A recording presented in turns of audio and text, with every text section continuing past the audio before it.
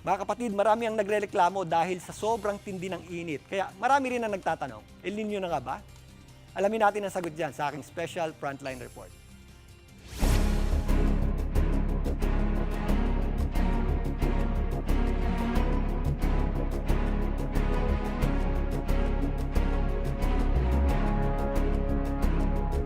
Mga kapatid, ramdam na ramdam nyo ba ang kakaibang init ng panahon ngayon? Tipong lagkit na lagkit at gustong-gusto mong maligo. Pero nagtataka ba kayo na maghuhunyo na pero ang init pa rin ng panahon? Nakasanayan kasi natin na kapag buwan ng Hunyo, mag-aanunsyo pa lamang ng rainy season.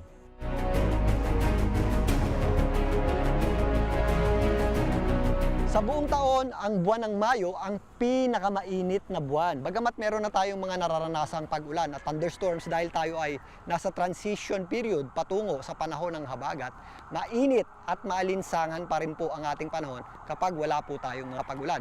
Bumababa lang yung ating average temperature sa buwan ng Hunyo at Hulyo kapag meron tayo o pag napapadalas na po yung ating mga pag-ulan.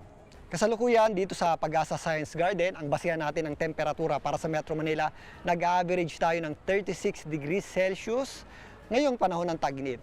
Mataas at mainit ito kumpara nitong mga nakaraang buwan, pero kung inaakala nyong ito na ang pinakamainit, noong taong 2024 naranasan natin ang pinakamainit na taon sa ating kasaysayan. Sa katunayan, umabot sa 38.2 degrees Celsius ang naitalang temperatura dito po sa Science Garden. Yan po ang pinakamainit sa ating recorded history. Dahil nga rin sa init na nararanasan natin ngayon, ang Angat Dam na nagsusupply ng pinakamalaking bahagi ng pangangailangan sa tubig ng Metro Manila ay patuloy ring bumababa at nananatiling mas mababa kaysa normal nitong operating level kahit may mga paminsang-minsang pag-ulan. Dahil din dyan may pagbaba ng supply ng tubig ang mga irigasyon kung saan direktang apektado naman ang ating mga magsasaka. Ang tanong ng karamihan, El Nino na nga ba itong ating nararanasan? Kung iniisip nyo naman, tayo ay nakakaranas na ng El Nino. Hindi pa po. Mas mararamdaman pa po natin yan sa susunod na taong 2027 dahil pasimula pa lamang po yung ating El Nino. Para mas madali nyong maintindihan, halimbawa, tayo po ay nagpapakulo ng tubig. Binuksan natin yung kalan, yan po yung ating El Nino, hindi po agad kukulo yung ating tubig.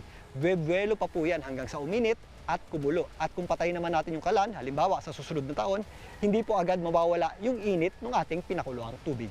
Ang pinakamainit nating taon na 2024 at 1998 ay parehas strong El Nino year na maaaring maulit sa susunod na taong 2027. Sa susunod na linggo, maaari nang magsimula ang panahon ng habagat pero hindi nangangahulugang bababa na agad yung ating temperatura.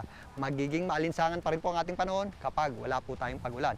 Pero mababawasan po niyan ang problema natin sa kawalan ng tubig.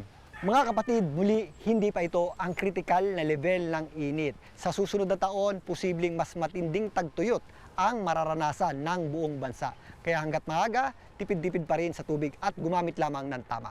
Muli ako po ang inyong weather Tito Alvin. Na lagi may panahon para po. Mga kapatid, Julius Babaw po. Para sa komprehensibo at makabuluhang balitaan at talakayan, mag-follow at mag-subscribe na sa social media pages ng News 5.